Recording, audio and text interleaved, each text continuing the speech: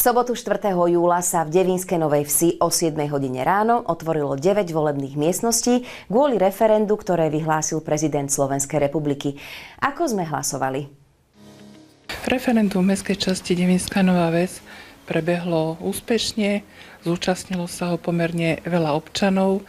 Na to, ako sa ho zúčastňovali v iných častiach na Slovensku, bol trošku nadpriemer účasti.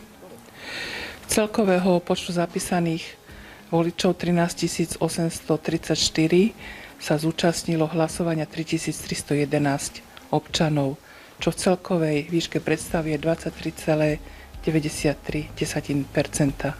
Počas hlasovania sme neevidovali žiadne problémy, žiadne výtržnosti a referendum prebiehalo v kľudnej a pokojnej atmosfére. Ľudia chodili k hlasovaniu postupne, nevytvárali sa rady ani pred miestnostiami, ani pri volebných zástenách. Pripravili sme 9 volebných okrskov, a to vzhľadom k tomu, že sa predpokladalo, že tá účasť na tejto akcii nebude až taká veľká. V mestskej časti sme vydali 162 hlasovacích preukazov pre našich obyvateľov, ktorí mali záujem sa zúčastniť hlasovania mimo našej obce. Bolo nám oznámené, že 27 našich občanov sa zúčastnilo hlasovania poštou. Najväčšia účasť bola v okrsku číslo 4, kde bola účasť až 26,83%.